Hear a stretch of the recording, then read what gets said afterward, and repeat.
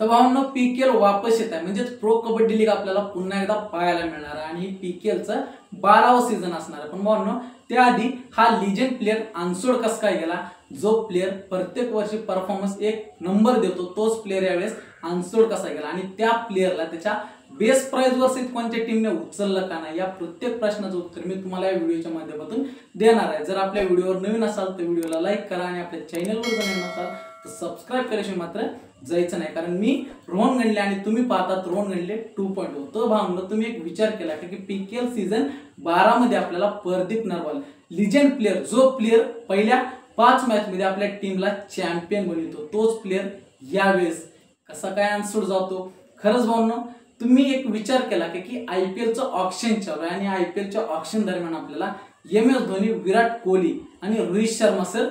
त्या तिघांपैकी एक प्लेयर अनसोड गेला आणि भावना तुम्हाला ते चांगलं वाटणार आहे का की ही लिजेंड प्लेयर अनसोड कशी काय गेली, यामागील कारण काय असू शकतं। तर भावना ते म्हणजे परफॉर्मन्स। जर तुम्ही एखादा सीझन तुमचा खराब गेला आणि तुम्ही परफॉर्मन्स थोडा डाऊन असला तर तुम्हाला कुणीही अनसोड करणार, पण म्हणून जो लिजेंड प्लेयर आहे ना तो प्लेयर असा अनसोड जाऊ शकत नाही। जो प्रदीप नरवाल पहिल्या 2 सीझन मध्ये म्हणजे पहिल्या 5 सीझन मध्ये आपल्या पटना पायरेट्सला 3 वेळेस चॅम्पियन बनवतो ना, तोच प्रदीप नरवाल आपल्याला ह्या मागील काही सीझन मध्ये पाहायला मिळाला नाही। त्यांची डुबकी सहित आपल्याला 2 वर्षांनी पाहायला मिळालं नाही आणि तीच प्रदीप नरवाल, जो प्रदीप नरवाल डुबकी किंग, रेकॉर्ड ब्रेकर या नावाने ओळखला जातो ना, तोच प्रदीप नरवाल आपल्याला यावेळेस पाहायला मिळणार नाही। फुल नेम प्रदीप नरवाल, निकनेम डुबकी king, record breaker.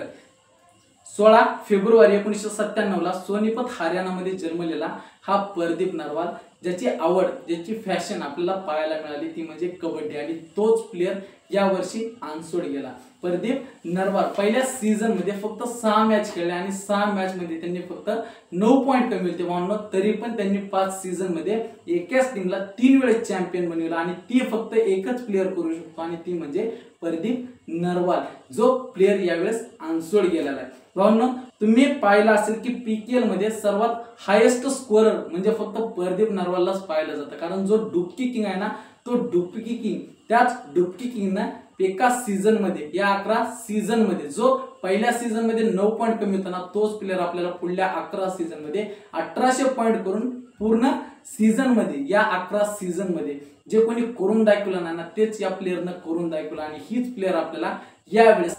Pro kabaddi लीगच्या 12व्या सीझन मध्ये खेळताना दिसणार नाही।